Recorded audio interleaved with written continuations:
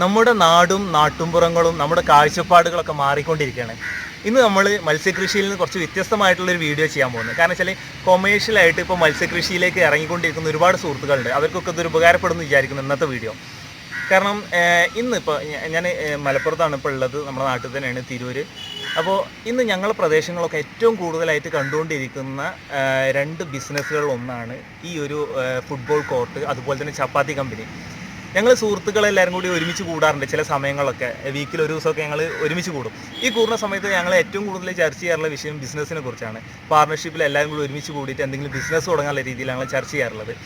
അങ്ങനെ ഒരു ദിവസം ചർച്ച ചെയ്തൊരു വിഷയത്തിൽ ഒന്നായിരുന്നു ചപ്പാത്തി കമ്പനി. പക്ഷേ ഇന്ന് ഏറ്റവും കൂടുതൽ ചപ്പാത്തി കമ്പനി ഒരു ടൗണിൽ തന്നെ 2, 3 അതിലധികമൊക്കെ ചപ്പാത്തി കമ്പനികൾ വന്നു തുടങ്ങി. പിന്നെ അതുപോലെ തന്നെ ഞങ്ങൾ ഇതുവരെ സ്റ്റാർട്ട് ചെയ്തില്ലാത്തത് സത്യാവസ്ഥ തന്നെയാണ്.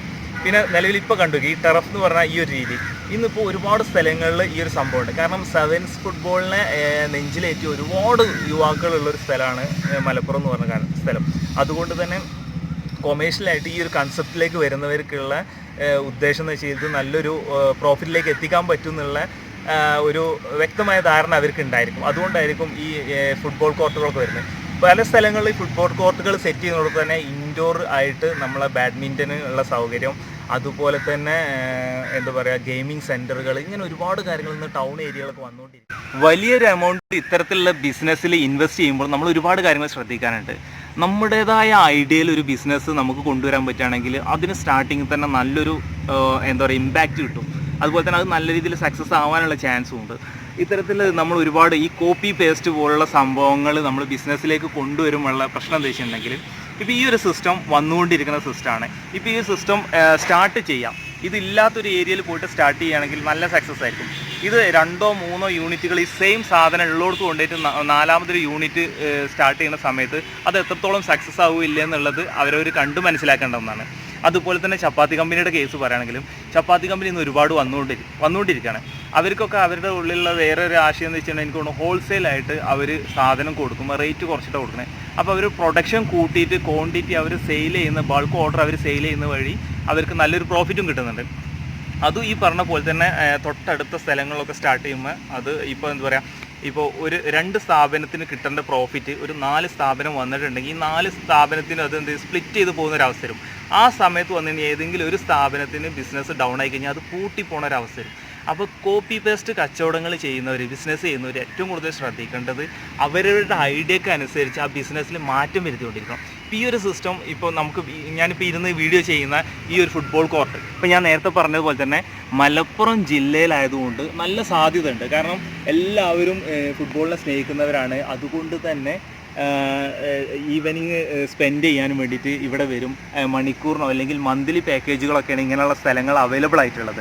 പിന്നെ അതുകൂടാതെ ഇതുമായിട്ട് ബന്ധപ്പെട്ടിട്ട് കോഫി ഷോപ്പുകളും പിന്നെ ഗെയിമിംഗ് സെൻറ്ററുകളും മറ്റുള്ളതൊക്കെ ആകുമ്പോൾ ടോട്ടലി ഇവിടെ ഒരു നല്ലൊരു ക്രൗഡും ആയിരിക്കും, നല്ലൊരു ബിസിനസ് നടക്കും. അത് മുഖേന തന്നെ ഇവിടെ 1, 2 അല്ലെങ്കിൽ 3, 4 പേർക്ക് തൊഴിൽ ലഭിക്കുന്നൊരവസ്ഥ. ഇന്ന് പ്രവാസി സുഹൃത്തുക്കൾ ഏറ്റവും കൂടുതൽ ഇൻവെസ്റ്റ് ചെയ്തുകൊണ്ടിരിക്കുന്നുണ്ട് നമ്മുടെ നാട്ടിലൊക്കെ പല ബിസിനസ്സുകളിലും. അത് നല്ലതാണ്, കാരണം ഒരുപാട് തൊഴിലവസരങ്ങളുടെ നമ്മുടെ നാട്ടിൽ സൃഷ്ടിക്കപ്പെടും. അപ്പോൾ ഒരുപാട് കാര്യങ്ങൾ ശ്രദ്ധിക്കണം. നമ്മളൊരു കോപ്പി പേസ്റ്റ് ബിസിനസ് ചെയ്യാതെ ശ്രമിക്കുക. പിന്നെ അതുപോലെ തന്നെ നമ്മളൊരു ഇൻവെസ്റ്റ് ചെയ്യുമ്പോൾ നമുക്ക് അതിന് റിട്ടേൺ കിട്ടണം. അതുപോലെ തന്നെ മത്സ്യകൃഷിയുടെ കാര്യം പറയുകയാണെങ്കിൽ നമ്മൾ മത്സ്യകൃഷിയിൽ ഒരുപാട് സുഹൃത്തുക്കൾ, ഇപ്പോൾ പ്രവാസികളൊക്കെ ഒരുപാട് സുഹൃത്തുക്കൾ മത്സ്യകൃഷിയിലേക്ക് ഇറങ്ങി വരുന്നുണ്ട്. പക്ഷേ ഇവരാരും ചിന്തിക്കുന്നുണ്ടോയെന്ന് അറിയില്ല. ഈ പ്രൊഡക്ഷൻ നടത്തി കഴിഞ്ഞിട്ട് അത് സെയിൽ ചെയ്യുന്നതിനെ കുറിച്ച് അവർ ആലോചിക്കുന്നുണ്ടോയെന്ന് അറിയില്ല. ഇന്ന് കുറച്ച് ദിവസങ്ങളായിട്ട് കുറച്ച് സുഹൃത്തുക്കൾ നമ്മൾ വിളിക്കാറുണ്ട്. ഇപ്പോൾ കുറച്ച് മത്സ്യങ്ങളൊക്കെ അവർ ഓൾറെഡി ഫാമിൽ റെഡിയാണ്, പക്ഷേ വിപണി കണ്ടെത്താനുള്ള ബുദ്ധിമുട്ടുണ്ട്. ഇവർ ഈ പ്രൊഡക്ഷൻ കോസ്റ്റ് 100-120 രൂപ ചിലവിൽ മത്സ്യം 1 കിലോ ഉൽപ്പാദിപ്പിച്ചിട്ട് ഇതിന് ഹോൾസെയിൽ ആയിട്ട് എടുക്കാൻ വരുന്നവർ വില പറയുന്നത് 120 രൂപ അല്ലെങ്കിൽ 100 രൂപ വില പറയുന്ന അവസ്ഥയിൽ അത് കൊടുക്കാൻ കഴിയില്ല അവർക്ക്. കാരണം അവരുടെ മുതൽ മുടക്ക് പോലും അവർക്ക് തിരിച്ച് കിട്ടുന്നില്ല. അപ്പോൾ ഇങ്ങനത്തെ സിറ്റുവേഷനിൽ മത്സ്യകൃഷിയിലേക്ക് ഒരുപാട് പേര് ഇറങ്ങി വരുന്നുണ്ട്. അപ്പോൾ നമ്മൾ ചെയ്യേണ്ട കാര്യം എന്താ വെച്ചിട്ടുണ്ടെങ്കിൽ പുതിയ നിലവിൽ എല്ലാവരും വളർത്തിക്കൊണ്ടിരിക്കുന്ന മത്സ്യം വളർത്താതെ നമ്മുടെ ലോക്കൽ മാർക്കറ്റുകളിൽ ഏത് മത്സ്യത്തിനാണോ വാല്യൂ ഉള്ളത്, അത് എത്രത്തോളം നമുക്ക് ഡിമാൻഡ് അവിടെ സെയിൽ ചെയ്ത് പോകാൻ പറ്റുമോ അത്തരത്തിലുള്ള മത്സ്യങ്ങളെ വളർത്താനുള്ള കാര്യങ്ങൾ മനസ്സിലാക്കുക, പഠിക്കുക, അത് വളർത്താൻ ശ്രമിക്കുക. അതുപോലെ തന്നെ കഴിഞ്ഞ 2-3 ദിവസമായിട്ട് കുറച്ച് ഫാമേഴ്സ് നമ്മളോട് പങ്കുവെച്ച് വെച്ചാൽ അവരുടെ ഫാമൊന്നും കുഴപ്പമില്ലാത്ത രീതിയിൽ റൺ ചെയ്തുകൊണ്ടിരിക്കുന്ന ഫാമുകളാണ്. ആ ഫാമിൻ്റെ ചുറ്റുവട്ടത്തൊക്കെ പുതിയ ഫാമുകൾ വന്നുകൊണ്ടിരിക്കുകയാണ്. അവരുടെ ആ ഒരു ഫാമിങ്ങിലെ വിജയം കണ്ടിട്ട് തൊട്ടടുത്ത ഫാമുകൾ വന്നുകൊണ്ടിരിക്കാം. ഏറ്റവും നല്ല കാര്യം തന്നെ. കാരണം വെച്ചാൽ ഇന്ന് നമ്മുടെ നാട്ടിലേക്ക് നമുക്ക് ആവശ്യമായിട്ടുള്ള മത്സ്യത്തെ ഉൽപ്പാദിപ്പിക്കാനും നമുക്ക് കഴിയുകയാണെങ്കിൽ പുറത്തുനിന്ന് അതായത് പല പച്ചക്കറി ഇനം മറ്റ് ഐറ്റംസുകളൊക്കെ നമ്മുടെ നാട്ടിൽ തന്നെ നമുക്ക് ഫാം ചെയ്തെടുക്കാൻ പറ്റുകയാണെങ്കിൽ പുറം നാട്ടിൽ നിന്ന് ഇറക്കുമതി വരുന്നത് നമുക്ക് സ്റ്റോപ്പ് ചെയ്യാൻ പറ്റും. നല്ല ശുദ്ധമായ ആരോഗ്യകരമായ ഭക്ഷണം നമുക്ക് എല്ലാവർക്കും കഴിക്കാൻ പറ്റും. അപ്പോൾ ഒന്നേ പറയാം, കൊമേഴ്ഷ്യലായിട്ട് നിങ്ങൾ എന്ത് പരിപാടി ചെയ്യുകയാണെങ്കിലും അതേക്കുറിച്ച് വ്യക്തമായിട്ട് പഠിക്കുക. പിന്നെ അതുപോലെ തന്നെ അത് എങ്ങനെ മാർക്കറ്റ് ചെയ്യാൻ പറ്റും, എങ്ങനെ സെയിൽ ചെയ്യാൻ പറ്റും എന്നുള്ള വ്യക്തമായ ധാരണ നിങ്ങൾക്ക് ഓരോരുത്തർക്കും വേണം. എങ്കിലേ നമുക്ക് എന്ത് ബിസിനസ്സും നമുക്ക് വിജയിക്കാൻ പറ്റുള്ളൂ. അപ്പോൾ അവരവരുടെ ഐഡിയാസാണ് നമുക്ക് മുഖ്യം. ഒരു ബിസിനസ് കോപ്പി പേസ്റ്റ് ചെയ്യുകയാണെങ്കിലും അതിൽ ഐഡിയ വർക്കൗട്ട് ചെയ്തിട്ട് പുതിയതായിട്ട് എന്തെങ്കിലും മാറ്റം വരുത്തിയിട്ട് നിങ്ങൾക്ക് അതിൽ എന്തൊക്കെ ആഡ് ചെയ്യാൻ പറ്റുമോ അതൊക്കെ ആഡ് ചെയ്തിട്ട് ആ ഏരിയയിലേക്ക് ക്രൗഡിനെ ആകർഷിക്കുക. അതുവഴി നിങ്ങളുടെ ബിസിനസ് ഡെവലപ്പ് ആവാനുള്ള ചാൻസ് കൂടുതലാണ്. ഫ്രണ്ട്സ്, ഈ ഒരു ഗോൾ പോസ്റ്റിന് മുമ്പ് ഞാനൊരു ഗോൾ കീപ്പറായിട്ട് മുന്നിൽ ഇങ്ങനെ നിൽക്കുകയാണെങ്കിൽ, അതായത് പെനാൽറ്റി കിക്ക് എടുക്കാൻ പോകുന്ന ഒരാളുണ്ടായിരിക്കും. അവന് ഈ ലക്ഷ്യസ്ഥാനം എന്ന് പറഞ്ഞാൽ ഈ ഒരു ലക്ഷ്യസ്ഥാനമാണ്. അതിന് മുമ്പിൽ ഞാൻ എൻ്റെ ഒരു ലക്ഷ്യത്തിന് വേണ്ടിയിട്ട് ഞാൻ ബോൾ പിടിക്കാൻ നിൽക്കുന്നുണ്ടാവും. അതുപോലെ തന്നെയാണ് നിങ്ങൾക്കൊരു ലക്ഷ്യം ഉണ്ടായിരിക്കും. നിങ്ങൾ കൊമേഴ്ഷ്യലായിട്ട് ഏതൊരു കാര്യത്തിൽ ഇൻവെസ്റ്റ് ചെയ്യാൻ പോകുമ്പോൾ നിങ്ങൾക്കൊരു ലക്ഷ്യം ഉണ്ടായിരിക്കും, പ്രോഫിറ്റ് എന്നുള്ള ലക്ഷ്യം.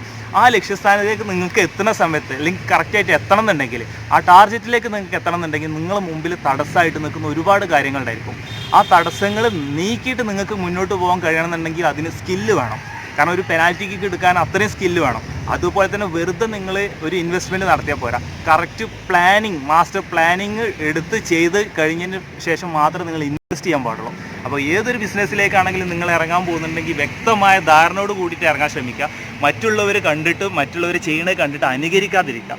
കാരണം ഇൻവെസ്റ്റ്മെൻറ്റ് പറഞ്ഞു കഴിഞ്ഞാൽ നമ്മളുടെ കുറച്ച് നാളുകളായിട്ടുള്ള നമ്മളുടെ പ്രയത്നമായിരിക്കും നമ്മുടെ കയ്യിലുള്ള സമ്പാദ്യം. അത് ഒറ്റയടിക്ക് നമ്മൾ ഇൻവെസ്റ്റ് ചെയ്തിട്ട് അതിന് റിട്ടേൺ കിട്ടാൻ നമ്മൾ കാലങ്ങളോളം കാത്തിരിക്കേണ്ട ഒരു അവസ്ഥ ഉണ്ടാവരുത്.